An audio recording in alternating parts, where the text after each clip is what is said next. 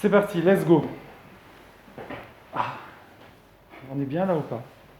Qui mieux que nous? Alors ici on approche du Chag HaShavuot. Pessah, Shavuot, Sukkot. Alors, on va voir ce soir 3 fondamentaux de l'émouna du judaïsme.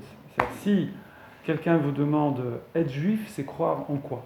D'accord? Il va me dire c'est croire en Dieu, c'est croire. Alors, on va dire, tout le monde va dire, c'est croire en Dieu, croire en la Torah. Oui, c'est juste. Mais il faut donner un peu plus de détails. Donc on va voir c'est quoi les 3 fondamentaux en lesquels il faut travailler son émouna pour progresser.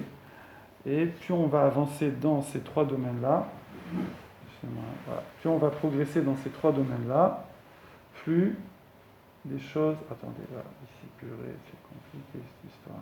Voilà. Plus on va avancer dans ces 3 degrés d'émouna, plus on va se sentir bien dans la Torah, on fera les mitzvot avec facilité, et plus la construction qui découle des mitzvot, elle sera grande. Okay? On va faire le parallèle entre plusieurs domaines. Le domaine, c'est déjà l'émouna, comme on l'a dit. Deuxième domaine, ça va être des événements, des grands virages de l'histoire du peuple juif, des événements hyper importants, d'accord, genre Matan Torah. Ensuite, on va faire le parallèle avec des chagim, avec des fêtes.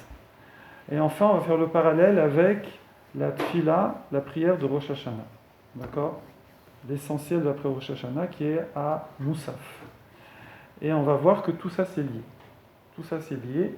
Donc à la fin du cours, on va avoir, sur la première partie là, qui est donc sur ce sujet-là, à la fin du cours, on aura une sorte de tableau où on aura le parallèle entre toutes ces notions-là dans les différents domaines. Voilà. Bon, ça, c'est pas trop théorique comme truc. Voilà.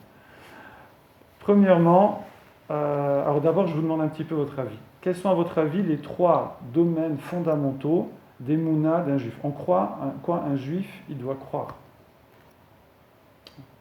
Exprimez-vous.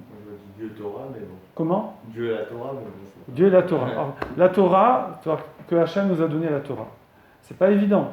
D'accord? C'est-à-dire que Hachem a donné le mode d'emploi, la Torah, et en plus il l'a pas donné comme ça en tête à tête, comme toutes les religions. JC, Mahomet, tout ça, c'est en tête à tête. Personne n'était là pour vérifier. Nous, c'est Matan Torah, c'est tout le peuple. C'est tout le peuple, c'était mondial, d'accord? Partout, c'était un événement mondial. Oui. Donc ça déjà, que Torah Minashaim, que la Torah elle vient du ciel, ça c'est la base de la croyance dans le judaïsme. Ensuite c'est Hachem. Alors Hachem, il y a il faut différencier. Un, premièrement, c'est que Hachem, Mitziut Hachem on dit en hébreu, c'est qu'Hachem il a aucune limite, personne d'autre, il n'y a aucune autre force sur terre, et il n'y a rien qui lui est impossible. D'accord? Vous allez me dire, c'est évident, c'est la définition du monothéisme. Si vous réfléchissez, pas du tout. Dans les religions chrétiennes, musulmanes, il y a d'autres forces. Il y a le diable, il y a JC, il y a, pareil pour les musulmans, il y a des forces comme ça, célestes et tout. Il y a des concurrences, d'accord? C'est pas des vrais monothéistes. C'est-à-dire, Dieu, il est important, mais il y a d'autres paramètres. Oui? Chez nous, non. Akadosh Baruch Hu, c'est lui qui est à la source de tout, qui a tout pouvoir, aucune limite, et personne ne peut aller contre lui. Okay? Bon. Si on a l'impression, c'est qu'une impression, mais voilà. En Égypte, évidemment, ils avaient l'impression. Pendant 86 ans, ils étaient esclaves.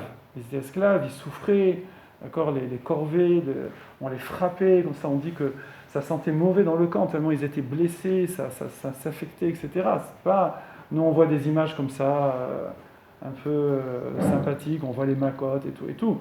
Mais c'était vraiment, pendant 86 ans, c'était une horreur. Les hommes travaillaient jour et nuit. Le jour sur les chantiers, la nuit ils travaillaient chez les Égyptiens. C'était esclaves des Égyptiens.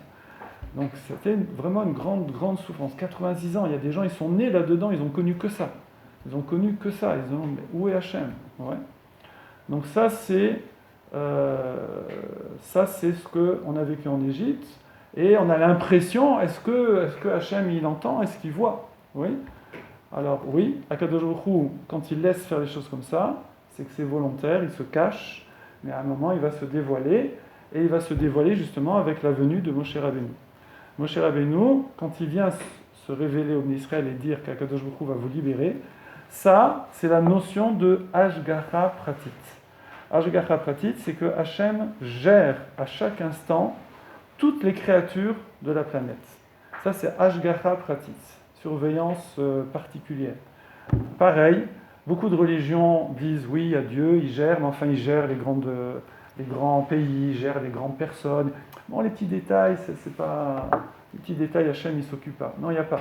Hachem s'occupe de tous les détails. Chacun d'entre nous, d'accord, tout ce qu'on fait, tout ce qu'on pense, tout ce qu'on dit, Akadosh Baruch Hu, il le sait, et il agit en fonction de ça sur notre vie, ce qu'on appelle Hashgacha Pratit. On appelle ça aussi Srar Veonesh, ça veut dire qu'il y a récompense, on va dire punition, c'est pas punition, on va dire réparation. C'est-à-dire que ce qu'on fait, la façon dont on vit, a des conséquences, c'est normal. Le but, c'est de nous éduquer, de nous construire, de nous faire grandir. Alors ça, donc on a ici trois notions. C'est ces trois notions fondamentales du judaïsme, je les répète. La première, c'est qu'Akadosh Baruch Hu a nos limites, et il n'y a que lui. D'accord ? C'est Mitziut Hashem, on dit en hébreu. La deuxième, c'est qu'Hachem gère, il nous gère, il s'occupe de nous à chaque seconde. D'accord ? Ça, c'est Hashgacha Pratit, qu'Hachem il gère, d'accord, et Srar Veonesh. Et la troisième notion, c'est qu'il a parlé aux êtres humains, et pas juste à un initié, il a parlé à tout un peuple, panim el panim, face à face, il nous a parlé à nous tous, d'accord ? Donc il n'y a pas seulement eu les miracles d'Égypte, les Makot, vache, Kriyat Yam-Souf, et merci beaucoup. Matan Torah, on va enlever ça directement. Excusez-moi. Hop, là, voilà.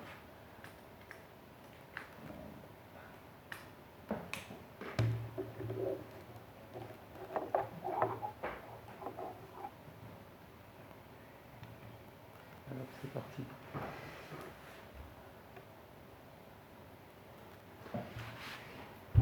Mais Akadosh Baruch Hu, non seulement c'est vrai qu'il a fait tous ces miracles, mais ensuite il nous a révélé toute la Torah, il nous l'a transmise, je veux dire, directement à tout le peuple. Okay ? Donc les trois événements, c'est quoi ? C'est quand Moshe Rabbeinu vient annoncer que le peuple Israël va être libéré, ça s'appelle Besurat HaGeoula, l'annonce de la Géoula. Et ça c'est quoi ? Hashgacha Pratit, qu'Hachem gère. Deuxième événement, c'est Kriyat Yam-Souf, traversée d'Yam-Souf. Hachem a tout pouvoir, l'océan il peut l'assécher, et quand les Égyptiens traversent, il remet l'océan, donc ça montre qu'il n'y a aucune limite, hein, c'est le truc max, on ne peut pas faire mieux que ça. Okay. Et la troisième notion, c'est qu'Hachem nous a donné la Torah. Voilà. Maintenant, ces trois notions-là, on va les retrouver dans les Chagim, dans les fêtes. Pessah, Shavuot, Sukkot.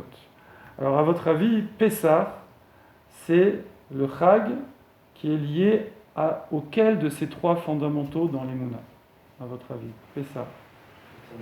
Pessah, c'est Kriyat Yam-Souf, d'accord? C'est les Makot. Et Kriyat Yam-Souf, donc c'est Mitziut Hashem, c'est la toute-puissance d'Akadosh Baruch Hu. Qu'Hachem a nos limites, il n'y a que lui, c'est le seul qui a un pouvoir et tout dépend de lui. Ça, c'est Pessah. Okay. Ensuite, Shavuot, facile. Shavuot, c'est Matan Torah. C'est le fait qu'Akadosh Baruch Hu nous a donné la Torah. Donc Torah Menachamim, elle est révélée par Moshe Rabbeinu. Alors, en fait, qu'est-ce qu'on a reçu, nous, à Shavuot? Est-ce qu'on a reçu les premières tables de la loi? Non. On a entendu seulement les Aseret Adibrot, les 10 commandements. Les premières tables de la loi, c'est plus tard, c'est le 17 Tammuz, c'est 40 jours plus tard. Okay. Mais dans les 10 commandements, vous avez dit les 10 commandements, il n'y a pas toute la Torah dedans. Ouais. Non, parce que dans les 10 commandements, si. En vérité, en MP 100 à peu près, un peu plus, parce que 613 mitzvot, elles sont incluses dans les 10 commandements. C'est un peu compliqué de les retrouver, mais elles sont incluses dedans.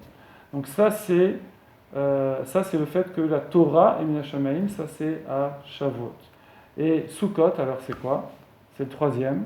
C'est le fait qu'Akadosh Baruch Hu, il gère le monde. Il n'a pas laissé le monde comme ça, et puis ça tourne plus ou moins tout seul. Il gère, et ça c'est Anané Kavod.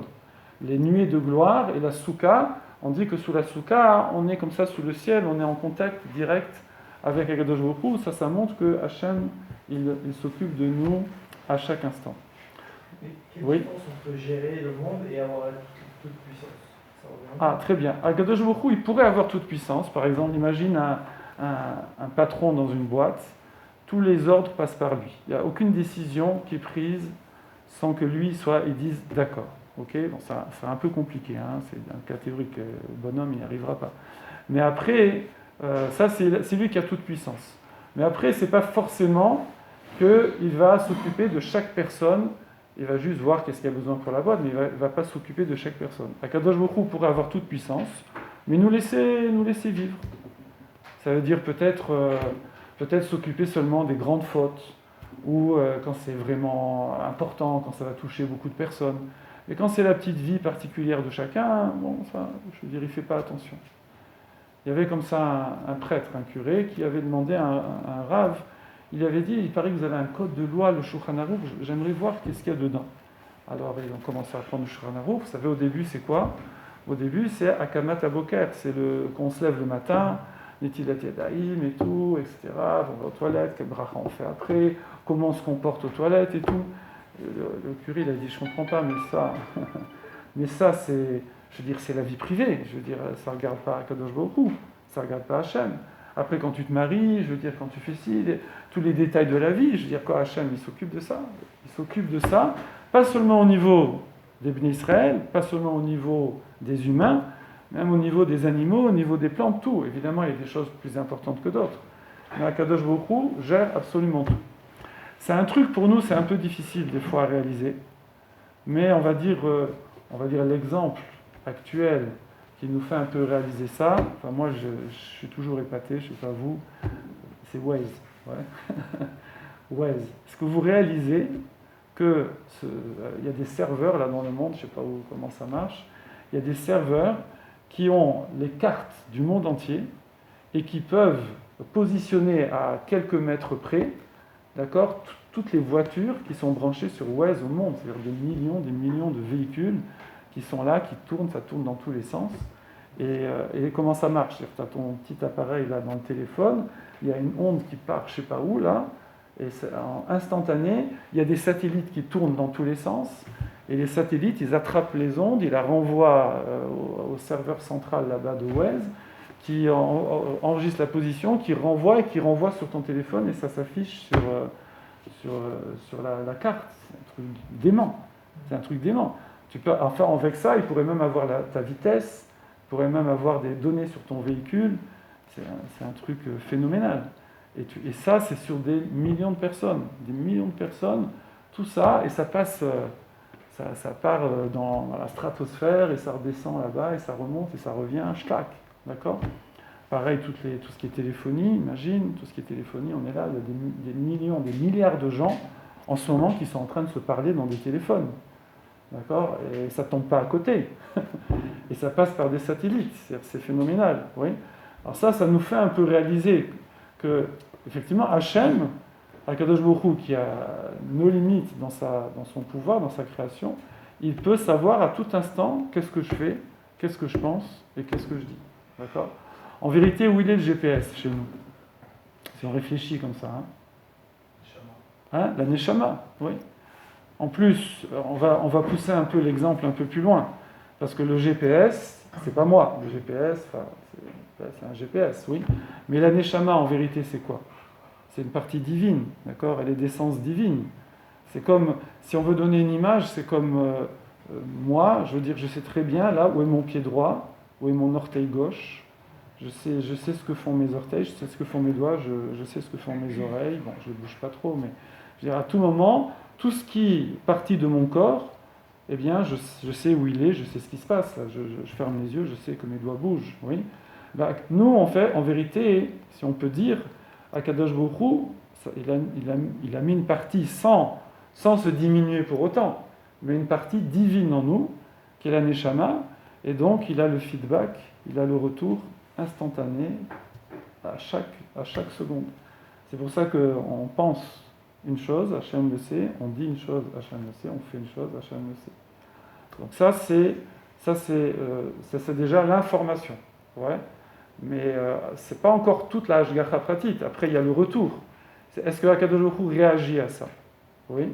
Alors oui, Hachem réagit à ça, et ça c'est la notion de Srar Veonesh. La notion que mes actes vont avoir des conséquences. Heureusement, vous savez qu'Akadosh Baruch Hu gère le monde, welcome, Akadosh Baruch Hu gère le monde sur deux modes. Ouais.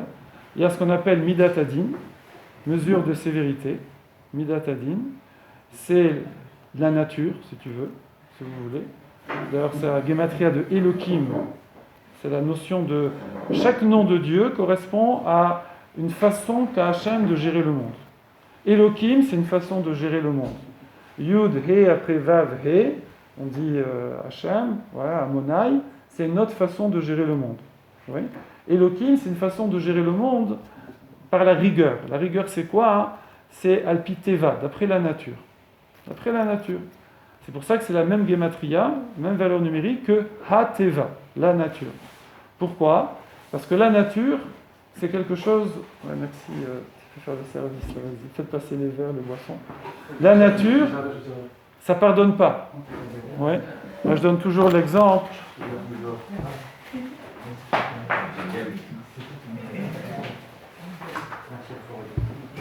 On donne toujours l'exemple, un exemple très simple. Si je prends un objet en cristal, comme ça, oui, je prends un objet en cristal et je le jette contre le mur. Qu'est-ce qui va se passer? Il va éclater. Oui. Dans la nature, quand tu fais un acte, la conséquence, elle est immédiate. Ok? Retenez, immédiat. Deuxièmement, en général, elle est irréversible. Tu casses un vase, tu peux recoller, c'est pas le même. D'accord? C'est irréversible. Et troisième paramètre, c'est que peu importe, il n'y a pas d'exception. Il n'y a pas d'exception. Même si moi je suis gentil, même si j'aime beaucoup ce vase, quand je le jette, il casse. Ça ne change rien. Oui? Ça, c'est la nature, c'est les lois de la nature. Pour ça, il faut faire attention, parce que quand quelqu'un... Merci beaucoup. Quand quelqu'un il veut vivre d'après les lois de la nature, c'est-à-dire qu'il fuit Akadosh Baruch Hu, c'est pas bon. C'est pas bon, parce que la nature, ça pardonne pas. C'est tac, tac, tac, c'est tout de suite, c'est quelles que soient les conditions, et c'est pas réversible en général. Alors que Yud, He, Vav, He, c'est quand Hachem il intervient d'après la Rachamanout, la miséricorde. C'est quoi? C'est-à-dire que quelqu'un il fait des actes qui normalement ont des conséquences négatives, mais c'est pas tout de suite. Hachem il attend. C'est pour ça nous on a l'impression des fois que dans ce qui est rouhani spirituel, quelqu'un, je sais pas, voilà, les tefilines, Shabbat, tout ça, bon, moi je vois, il y a des gens, ils font rien, il se passe rien. Oui, parce qu'Hachem attend. Ah non, après, on ne sait pas combien il attend, ça dépendra de chaque personne, ça dépendra de sa famille, de l'éducation qu'il a eue, de là où il habite, il y aura plein de paramètres. Donc ça, quand Hachem agit, c'est lui qui gère, qui ne laisse pas la nature gérer, c'est aussi lui qui est caché dans la nature, mais quand Hachem intervient, c'est pour nous faire grâce, si vous voulez, c'est pour faire plus sympa, si je puis dire. Donc, ça ne va pas être tout de suite, les conséquences, elles vont nous laisser le temps de faire tchouva avant qu'il y ait les conséquences, oui. Ensuite, extraordinaire, c'est que c'est réversible, souvent, on peut faire tchouva, on fait des bêtises, des trucs, normalement, ça serait chlet, c'est fini. Mais Akadosh Baruch Hu nous permet de revenir en arrière. Dans la nature, en général, c'est rare qu'on puisse revenir en arrière. Un mec, il se fait couper une oreille, tu peux la recoudre des fois tu peux pas, je veux dire, et puis c'est recousu. C'est difficile de revenir en arrière quand on fait des bêtises. Hachem, dans les lois spirituelles, il nous laisse revenir en arrière. Et en plus, il y aura plein de paramètres. C'est-à-dire si quelqu'un, il n'a pas fait exprès, il n'a pas été éduqué comme il faut, il n'a pas grandi dedans, il n'a pas compris, il n'a pas truc. Bon, par ailleurs, il fait du chesed, par ailleurs, on sait que si quelqu'un, par exemple, il fait Shabbat, alors ça, c'est un caractère atténuant des bêtises qu'il fait. Si quelqu'un il met les tefilines, c'est un caractère atténuant, d'accord? Si quelqu'un il fait du chesed avec autrui, ça va aussi atténuer les conséquences de ses bêtises. Donc on voit, il y a plein de paramètres. Dans la nature, walou, il n'y a pas de plus grande sadique du monde. S'il saute de la tour Eiffel, la nature, schlac, c'est fini, il n'y a pas, d'accord? Ça c'est Hachem faire un miracle, mais dans la nature, il n'y a pas de paramètres, d'accord? Ça c'est Hashgacha pratique. Et ensuite, Torah min Hashamaim, que la Torah a été donnée par Akadosh Baruch Hu, ça, je veux dire, c'est aussi quelque chose de phénoménal. Pourquoi? Parce que ça s'est fait avec tout le âme, tout le peuple, hommes, femmes, enfants. Oui. Que ce soit les Makot, Kriyat Yam Souf, Matan Torah, c'est pas un truc qui s'est fait en catimini comme ça et tout, comme tous ceux qui ont inventé des religions. Évidemment, tu peux pas inventer un truc où tu réunis 4 ou 5 millions de personnes et on va tous dire un truc qui n'existe pas. C'est impossible, tu peux pas. Même à 10, on n'y arriverait pas. Il y en a un qui va craquer, qui va balancer. C'est impossible, d'accord? Donc, et là, c'est tout un peuple qui a transmis de père en fils, de mère en fille, comme ça, pendant des générations, c'est une doute. C'est un témoignage. Ça, c'est unique. C'est unique, c'est seulement chez nous. Ça n'existe pas ailleurs. Et ça, c'est ces trois choses-là qu'on retrouve dans Pessah, Shavuot, Sukkot. Il faut savoir que les Chagim, les fêtes, c'est pas juste pour commémorer ce qui s'est passé. Voilà, on est sorti d'Égypte, d'accord, Hachem nous a protégés pendant 40 ans dans le désert avec Anané Kavod, des nuées de gloire, des Sukkot, oui. Et, ensuite, il y a eu Matan Torah qui s'est fait en 3 fois, c'est vrai, il y a eu à Shavuot les 10 commandements, 40 jours après, il y a eu les premières tables de la loi, faute du veau d'or, 40 jours après, Moshe Rabbeinu est monté 40 jours, demandé pardon, après 40 jours après, il y a eu Yom Kippour, les deuxièmes tables de la loi, tout ça c'est Matan Torah, d'accord. Il y a aussi même un peu un Matan Torah, c'est à Purim, vous savez, on a pris sur nous la Torah orale, avant c'était la Torah écrite, voilà. Donc tout ça, ça s'est toujours fait au niveau du peuple entier. C'est quelque chose d'unique. Alors maintenant, ces trois degrés d'Emouna, ces 3 croyances que l'on a, on peut les renforcer toute l'année. Toute l'année, on peut travailler là-dessus. En étudiant, en faisant les mitzvot, par le principe de Naaseh Venishma. Quand je fais les choses, plus je fais les choses, plus je fais le Tov, plus les choses me paraissent évidentes. Plus je fuis le rat, ce qui est mauvais, plus je deviens perméable, je comprends les choses. Oui. Quelqu'un, plus il fait des bêtises, moins les choses lui sont évidentes, plus il s'enfonce dans ses erreurs. Quand quelqu'un il va vers le bien, même si des fois c'est un peu artificiel, comme ça, un peu télégraphé, comme ça, quand même, petit à petit, ça le purifie. Ça n'a assez, Venishma. En faisant, je comprends. J'atteins des niveaux de compréhension plus grands. Ouais. Donc ça, c'est vrai que je peux le faire toute l'année. Mais en particulier à Pessah, Shavuot, Sukkot. Pessah, Shavuot, Sukkot, vous savez, sur les voitures, là, quand il y a sur les voitures speed, là, il y a nitrogène ou je sais pas quoi, là. D'accord, c'est le boost, comme ça. T'appuies sur le bouton, là, ça envoie je sais pas quoi, ça envoie quoi comme gaz, ici connaît, là, dans le truc, du nitro, voilà, et la voiture, elle passe de 200 à l'heure à 400 km/h. Oui.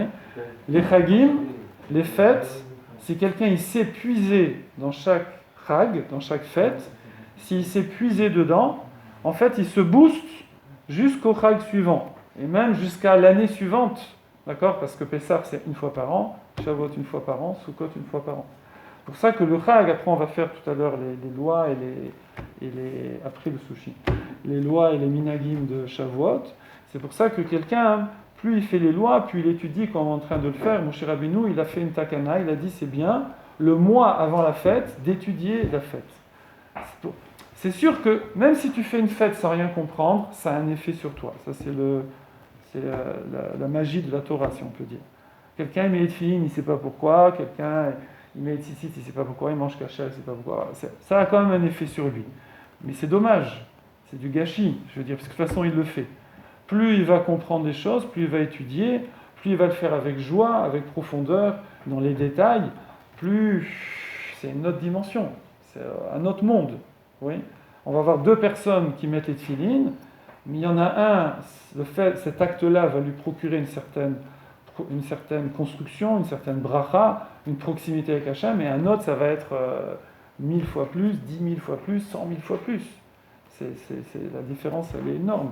Donc c'est sûr que toute l'année, on peut progresser, mais pendant les 3 chagim, Pessah, Shavuot, Sukkot, plus je sais sur quoi je dois insister, je dois mettre l'accent, plus je vais profiter du chag, de la fête. Ouais. Shavuot, justement, Shavuot, c'est vraiment le moment où quelqu'un il va puiser, il va renforcer son imuna que Akadosh Baruch Hu nous a donné la Torah, que la Torah est maître, la Torah elle est vraie, et que c'est chaque commandement, il nous apporte une construction, une bracha. Ça, c'est au moment de Shavuot. C'est toute l'année, mais beaucoup plus au moment de Shavuot. Okay. Après, il y a aussi Rosh Hashanah, Yom Kippour, Hanouka, Purim. Il y a d'autres moments de boost sur autre chose. Après, évidemment, il y a aussi le boost chaque semaine de Shabbat, il y a le boost de Rosh Chodesh, ce soir c'est Rosh Chodesh. Enfin, c'est pas le sujet de ce soir. Est-ce que quelqu'un se souvient du dernier domaine où on doit faire le parallèle avec ces trois choses? C'est quoi le dernier domaine? On avait dit des événements hyper importants, l'annonce de la libération du cas Israël, la sortie d'Égypte, Kriyat Yam Souf, Matan Torah, d'accord? On a dit ces 3 degrés d'Emouna, ces trois gestions qu'Akadosh Baruch Hu il a du monde, et ensuite il y a les 3 Chagim, les 3 fêtes, et il y a un autre domaine encore. On va faire le parallèle, qui se souvient, au début j'ai annoncé, c'est la tfila de Rosh Hashanah. Ouais. Pourquoi? Dans la tfila de Rosh Hashanah, on va retrouver ces 3 fondements fondamentaux. La tfila de Rosh Hashanah, alors il y a la tfila normale, si vous voulez, du Shacharit, mais il y a la tfila spéciale, c'est Moussaf. Moussaf, c'est là où on sonne le shofar, c'est là la longue tfila de Rosh Hashanah, c'est Moussaf. C'est là en particulier, voilà, qu'il y a le dîme, si vous voulez. C'est là que vraiment on se présente devant Hachem. On va dire en gros, comme ça, le reste c'est la préparation et au moment de Moussaf. Et on a dans la tfila 3 parties. Malchuyot, Zichronot et Shofarot. Donc c'est des psukim, des versets à chaque fois, qui montrent la royauté d'Akadosh Baruch Hu, Malchuyot. Après il y a des versets qui montrent Zichronot, le fait qu'Akadosh Baruch Hu, il est au courant de ce qu'on fait. Ça veut dire notre zikaron, notre souvenir, il se souvient de nous. Ça veut dire il s'occupe de nous. Il sait ce qu'on fait et il gère notre vie en fonction de ce qu'on fait.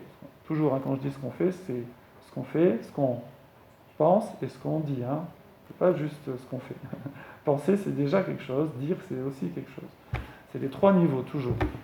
Et ensuite, il y a shofarot, le shofar. Là aussi, il y a des versets qui vont parler du shofar. Alors, quel est le parallèle entre Malchuyot, la royauté divine, Zichronot, le fait qu'Hachem se souvient de nous, s'occupe de nous, et Shofarot, le shofar. Bon, maintenant c'est facile. Malchuyot, la royauté d'Hachem, c'est qu'Hachem est à tout pouvoir. Ce qu'on appelait Mitziut Hachem. Hachem a tout pouvoir. Ok? Comme on a dit, on apprend ça de Pessah. Ouais. Ensuite, Zichronot, qu'Hachem se souvient de nous, c'est Ashgacha Pratit. Ce qu'on a dit, c'est qu'Hachem gère chacun d'entre nous individuellement en fonction de ses actes, ses pensées, ses paroles et beaucoup de paramètres. Ça, c'est Zichronot. Et Shofarot, c'est Matan Torah. Vous allez me dire, ouais, d'accord, mais quel est le lien entre le shofar et Matan Torah? Vous voyez, pourquoi on n'a pas des versets sur la Torah, oui, sur le don de la Torah? Bon, ça, on va dire simplement, le shofar, pour nous, c'est une prière, c'est un cri, d'accord?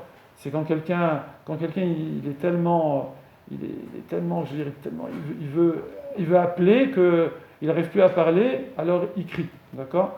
Donc c'est vraiment le cri vers Hachem, le cri profond d'une personne, oui? Quand quelqu'un il peut encore parler, c'est que ça va. Voilà. Ça, c'est le shofar. Mais aussi, le shofar, c'est aussi une allusion au bélier de Yitzhak Avinu, d'accord? Au Akedat Yitzhak. Sacrifice d'Yitzhak. Yitzhak Avinu, c'était pas un enfant, il avait 30 ans. Il était prêt à donner sa vie pour Akadosh Baruch Hu, et Hachem a remplacé par un bélier. Donc ça fait référence à ça, oui, Nathan? Hachem, il peut nous gérer par rapport à ce qu'on pense et pas par rapport aux actes, enfin par rapport aux deux. Parce que parfois on peut penser à des trucs qui sont oui. mauvais, on ne le fait pas. Ouais, je vais te répondre, Nathan. Je finis juste là-dessus et je te réponds, c'est une très bonne question. Donc le shofar, donc, c'est lié donc, à Kedat Yitzhak, c'est lié à Matan Torah aussi, parce qu'il y a eu un col, on a entendu une voix. On a entendu la voix du shofar, oui. On sait qu'aussi à Rosh Hashanah, on sonne du shofar, parce qu'à la fin des temps, aussi quand il y aura Mashiach, ce sera annoncé par un shofar. Pourquoi il y a ce chauffard tout le temps? C'est quoi? C'est une corne de bélier. Je veux dire, qu'est-ce qu'il y a de spécial? Ça, il y a des choses dans la Torah avant, il y a des choses très profondes qui nous dépassent un peu. Savoir que nos sages, ils nous expliquent que le chauffard, je donne un exemple simple comme ça, nous on est fait d'une greffe. On est la greffe du corps et de l'âme, d'accord? Il y a le gouffre et la neshama. Ok? Le corps, il va plutôt vers le bas, l'âme, elle va plutôt vers le haut, oui? Quand je veux réveiller mon corps, je fais quoi? Je mets un réveil, je mets une minuterie sur des projecteurs, je prends un café, je donne des claques, tout ça. Ça, c'est pour réveiller le corps. Et bien, le chauffard, en fait, c'est le réveil de l'âme. C'est le réveil de la neshama. C'est ça, le chauffard.